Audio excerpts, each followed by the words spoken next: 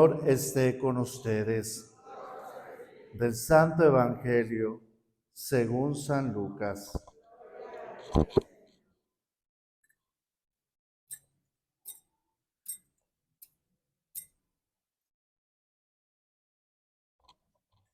Transcurrido el tiempo de la purificación de María, según la ley de Moisés, ella y José llevaron al niño a Jerusalén para presentarlo al Señor.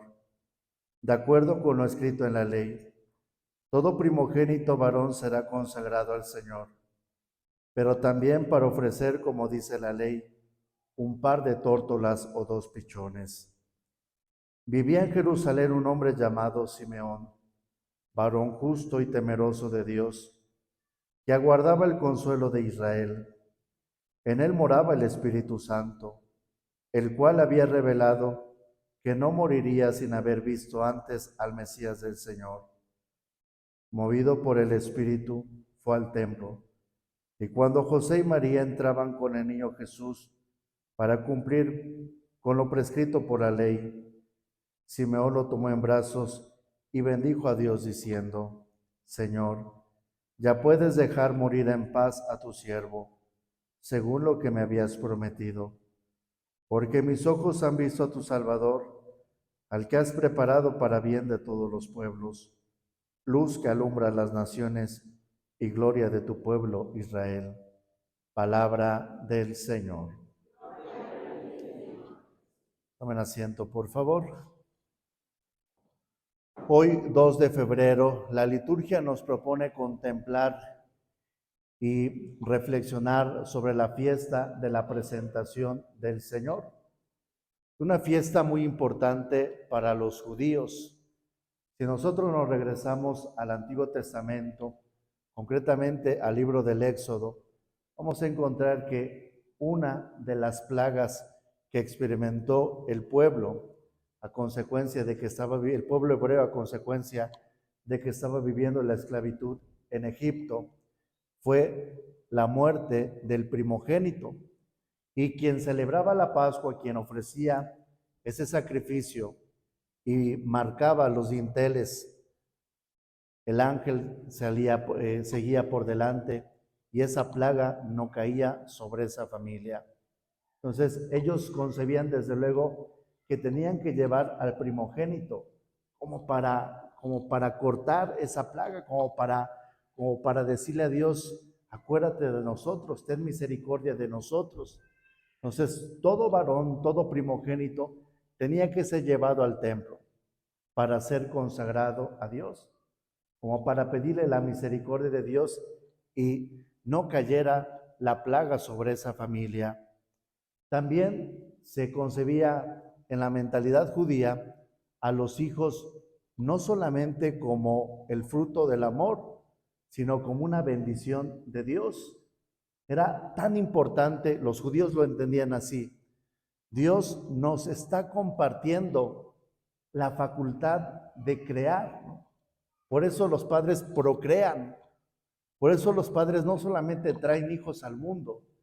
Dios, en el don de la paternidad y el don de la maternidad, les está dando esa facultad del Creador, de procrear, desde luego. Entonces, el Creador, desde luego, no hace las cosas al ahí se va.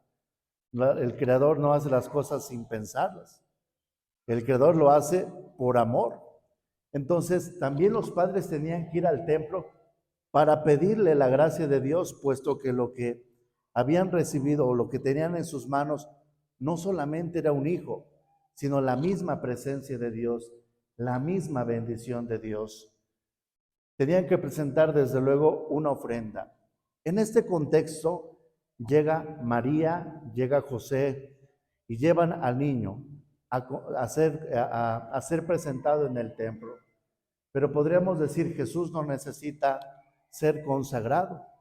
Más bien, Jesús es el que consagra el templo. Jesús, con la presencia, con su entrada en el templo, Él le da la importancia al templo. Eso es nuestra parroquia. Pero si en nuestra parroquia no celebramos la Eucaristía, podríamos decir, se convertiría en un salón de reunión, se convertiría en un salón de usos múltiples. ¿Qué es lo que hace que este lugar sea sagrado? El que celebremos los sacramentos, el que se haga presente Cristo en medio de nosotros. Entonces, Cristo desde luego consagra nuestra reunión. Cristo desde luego consagra nuestra presencia aquí. Cristo es quien nos convoca. Dice el Evangelio que había un hombre llamado Simeón. No significa que había un hombre con este nombre. Más bien, Simeón, si nos vamos a la raíz de Simeón, Shimeón viene de la misma raíz de Shema Israel, escucha Israel. Es decir, Shimeón y Shema vienen de la misma raíz, del mismo verbo, escuchar. Y dice el Evangelio, un hombre llamado Simeón, justo y temeroso de Dios. Dos virtudes muy importantes. La justicia en la Sagrada Escritura se traduce como santidad. Entonces nos está hablando de un hombre que escucha. Y porque escucha, se convierte en santo, porque pone en práctica la palabra de Dios. Y es un hombre temeroso de Dios. Temor de Dios no significa, ay Diosito, que no me vayas a castigar, que no te vayas a enojar, que no me vaya a ir mal. No, ese no es el temor de Dios. El santo temor de Dios es que nosotros tengamos miedo a romper nuestra comunión con Él, a romper nuestro vínculo con Él. Una tentación a la cual podemos caer muy fácilmente. Y hoy con mucha tristeza puedo decir, ¿cuántos de nosotros nos da igual que no estemos en comunión con Dios? ¿Cuántos de nosotros no nos incomoda, no nos inquieta el que no podamos comulgar? Muchas veces se los digo y se los voy a seguir diciendo mientras sea su párroco. Venir a misa y no comulgar, eso no es normal, eso no está bien. Lo normal es venir a misa y comulgar. Pero como ya no tengo el temor de Dios, ya no tengo el temor de ya no vivir en vivir o no vivir en comunión con Él, ya me da igual. Hemos perdido desde luego ese sentido. Pero cuidado, no sea que nos vaya a llegar el santo temor de Dios cuando estemos en la agonía, cuando estemos en la enfermedad, cuando estemos en la dificultad, cuando estemos en una situación difícil, no sea que nos vaya a llegar el temor de Dios y sea para muchos de nosotros sea demasiado tarde. Por eso, un Simeón es un hombre, una mujer que escucha, que pone en práctica la palabra de Dios, que le tiene miedo a Dios, no a Dios, sino a romper esa gracia sacramental. Y dice el Evangelio que una vez que llegó María, José con el niño, Simeón tomó al niño en los brazos y empieza a exclamar lo siguiente: Señor, ya puedes dejar morir en paz a tu siervo, según lo que me habías prometido, porque mis ojos han visto a tu Salvador.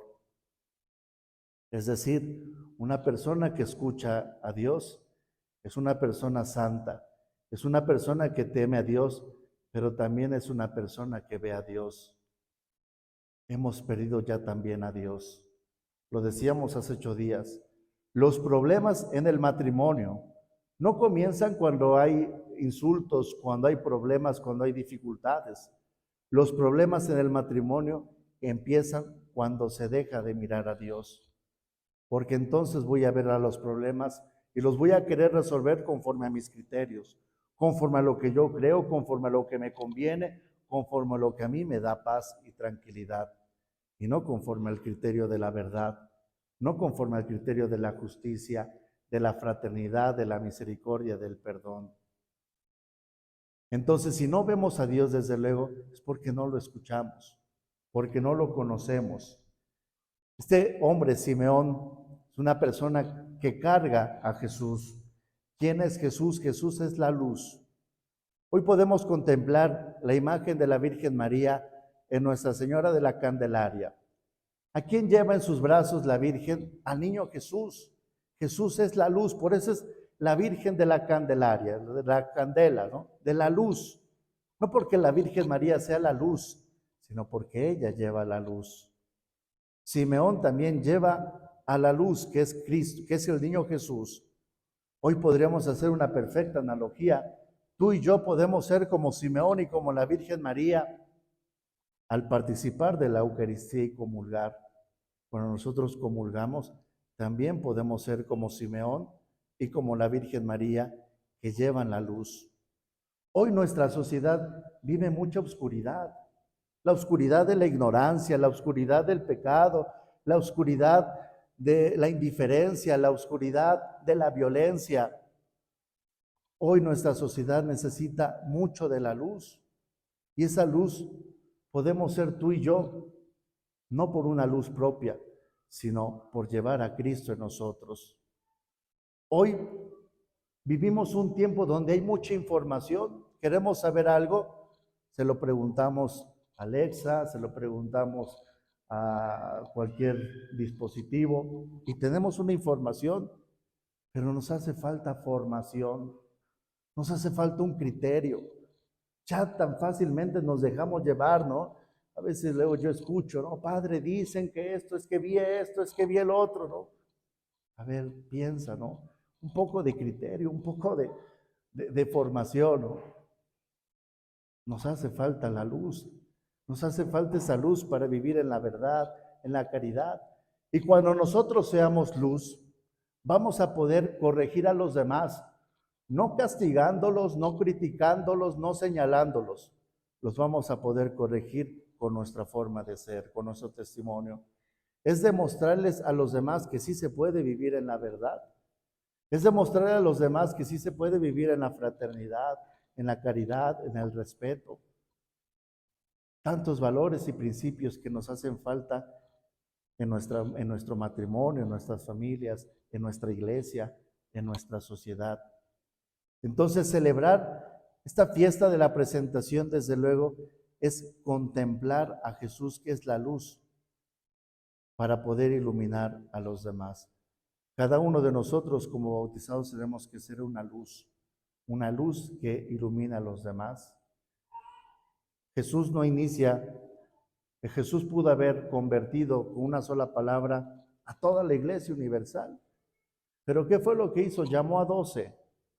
Y después esos 12 fueron convirtiéndose también en maestros y tuvieron sus discípulos. Y así, hasta que en la actualidad la iglesia de Jesucristo hace presencia en gran parte del mundo. Hoy podríamos decir, si hacemos este ejercicio, si tú el día de hoy convirtieras con tu testimonio, iluminaras a una persona que vive en el dolor, en la tristeza, en la desesperación, que tú iluminaras a una persona, ya no seríamos solamente el grupo de personas que estamos aquí, seríamos el doble. Y si ellos a otra persona a su vez, en una semana, ¿cuántas personas quedarían iluminadas por el Evangelio de Cristo? Pero eso no va a suceder si no nos convertimos en un Simeón, es decir, en una persona que escucha la palabra de Dios y la pone en práctica. Nos ponemos de pie.